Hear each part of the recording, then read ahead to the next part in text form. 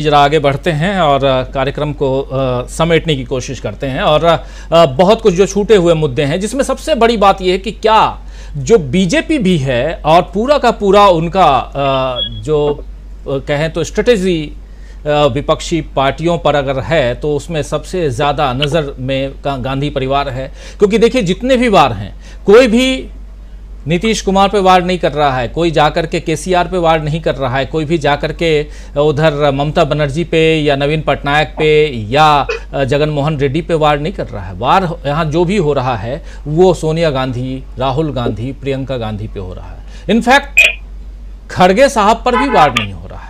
तो क्या सबसे बड़ी चुनौती गांधी परिवार है, ये माना जाए? अमलेंदु उपाध्याय जी।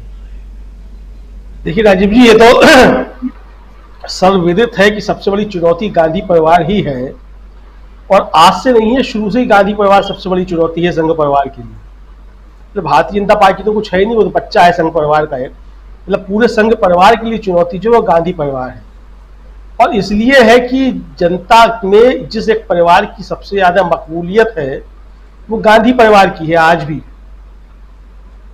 मतलब मोदी जी हमारे कह सकते हैं बादशाही मानसिकता वाले, लेकिन ये बादशाही मानसिकता वाले लोग जो हैं ये जनता के दिलों पर राज करते हैं। तो ये जनता के दिलों पर राज करने वाले बादशाह तो हो सकते हैं। मोदी जी जो यूएसपी है वो नफरत है, मोदी जी की यूएसपी प्रेम नहीं है। अमलेंदु जी, ये बादशाही और शहजादा की जगह पे राजकुमार और राजशाही क्यों नहीं कह सकते हैं? ये भी सोचने वाली बात। खैर जी बिल्कुल बिल्कुल सोचने वाली बात है, क्योंकि असल में प्रधानमंत्री जी का आपको एक और वक्तव्य याद होगा, पहले मुझे ध्यान पड़ता शायद वो कहा था कि वो पठान के बच्चे या कुछ इस तरह की कुछ बात कही थी, कुछ पठान से कुछ अपना रिलेशन कुछ जोड़ा था प्रधानमंत्री ने। तो अब ये बादशाही मानसिकता, ये क्या मानसिकता, वो सब तो उनके शब्द हैं, वो सब आ सकते हैं।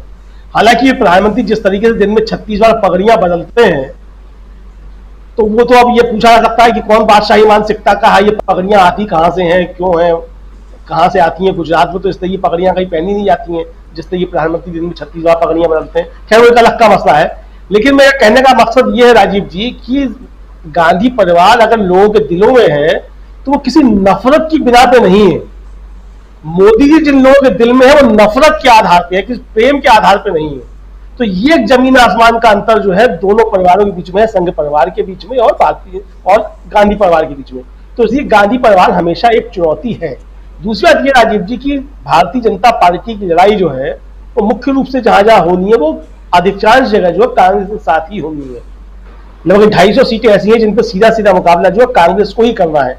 बाकी जितने भी क्षेत्रीय दल हैं वो अपने अपने राज्यों में, बहुत से क्षेत्रीय दल तो ऐसे हैं जहां भारतीय जनता पार्टी मुकाबले में है ही नहीं, तो उनका मुकाबला नहीं है। लेकिन वो चूंकि वहां अपना एक्सपेंशन करना चाहती है, विस्तार करना चाहती है, जो उसको हिंदी पट्टी में नुकसान होने जा रहा है तो उसकी वो भरपाई जो है उन राज्यों से करना चाहती है, तो इसलिए वहां वो पैर फैलाने की कोशिश कर रही है। तो ये चीज है, तो इसलिए गांधी परिवार जो है बड़ी चुनौती है। दूसरा राजीव जी, कई जो है वो देखिए चीजें हो रही हैं।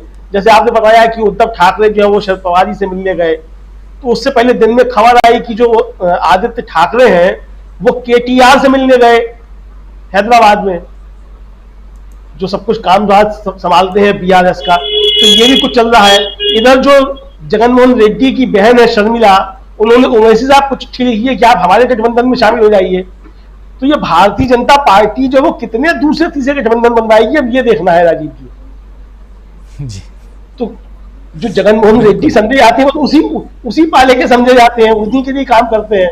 दूसरा वहां आंध्रा में पवन कल्याण होते हैं, जननायक पार्टी है क्या जनसेना पार्टी है, वो दिल्ली में आकर के अमित शाह से मिलते हैं, ये और किस किस से भारतीय जनता पार्टी के मिलते हैं। तो कई तरीके की चीजें हो रही हैं। अब देखिए जो जिन दलों की समाप्ति है ये राष्ट्रीय स्तर की, उसमें जो भारतीय कम्युनिस्ट पार्टी राजीव जी वो ऐसी पार्टी है सन 52 से जिसका चुनाव चिन्ह नहीं बदला था आज तक। कांग्रेस के भी चुनाव चिन्ह बदले हैं, लेकिन भारतीय कम्युनिस्ट पार्टी का आज तक चुनाव चिन्ह नहीं बदला था। जो सन 52 में था वही आज तक चुनाव चिन्ह था, तो वो भी बदल डाला गया।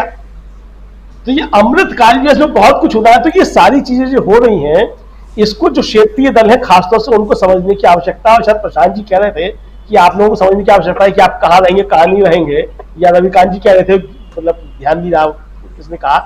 तो इन सारे दलों को सोचने की आवश्यकता है कि आपको लड़ाई लड़नी है। आपको जो है आज सबसे बड़ा शत्रु जो आपका है वो भारतीय जनता पार्टी ही है। आप चाहे उससे पिछले दरवाजे से उससे कुछ भी आप समझौते करते रहे हो, केजरीवाल साहब भले ही दिल्ली में जो किसान कानूनों को पास करा देते रहे हो, तेलंगाना के जो बीआरएस है वो भले ही दिल्ली में आकर के जो है कानून पास कराती रही हो, ममता बनर्जी दिल्ली में आकर के कानून पास कराती रही हो, मोदी जी को कुर्ते भेजती रही हो, अमित शाह जी को कुर्ता भेजना उन्होंने शुरू कर दिया है, तो ये कुछ भी होता रहा है। लेकिन भारतीय जनता पार्टी की यहाँ माफी किसी के लिए नहीं है, ये बात इन दलों को जो अच्छे तरीके से समझ लेनी चाहिए। जब ये नीतीश कुमार के सगे नहीं हो सकते, ये उद्धव ठाकरे के सगे नहीं हो सकते, ये अकाली दल के सगे नहीं हो सकते, ये चिराग पासवान के सगे नहीं हो सकते, तो ये ममता, केसीआर और केजरीवाल या अखिलेश यादव किसके सगे हो जाएंगे राजीव जी? सोचने वाली बात ये इन लोगों के लिए है, ये कांग्रेस को सोचने की आवश्यकता नहीं है। तो इसलिए मुझे लगता है कि कांग्रेस भी जो है विपक्षी एकता के रास्ते पे चलने से पहले जो है हर कदम फूंक फूंक के चलना चाहती है कि जब परिस्थितियां बने चुनाव में जाने की, तो ये साफ हो स्थिति एकदम से कि किन मुद्दों के आधार पे कौन हमारे साथ है, किस दूरी तक चलेगा। और मुझे लगता है कि ये सही एक रणनीति है, पहले सबको टटोल लेना चाहिए किस तरीके से क्या चीज चल रही है। जहां तक शरद पवार साहब का सवाल है, तो राजीव जी उनके सामने भी बड़ी एक दिक्कत है।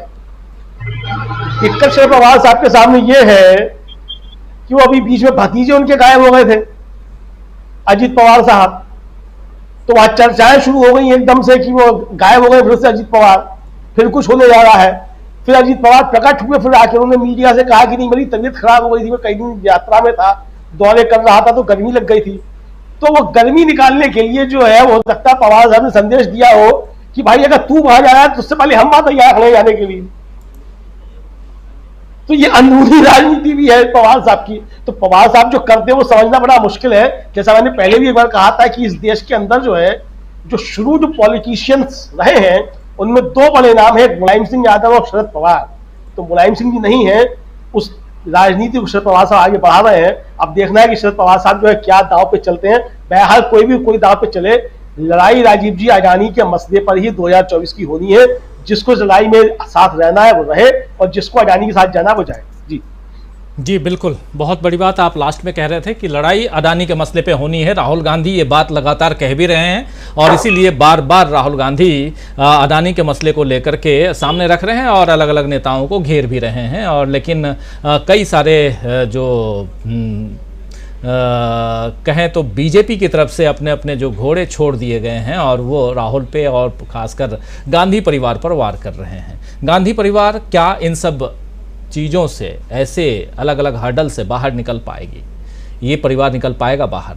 और उसमें खासकर सोनिया गांधी का इसमें बाहर आना और चिट्ठी लिखना, आलेख लिखना, ये क्या मायने रखता है? इस पर हम चर्चा कर रहे हैं पिछले घंटे भर से और ये समझने की कोशिश कर रहे हैं कि क्या सोनिया गांधी, और उसी समय इधर सोनिया गांधी आज चिट्ठी लिखती हैं और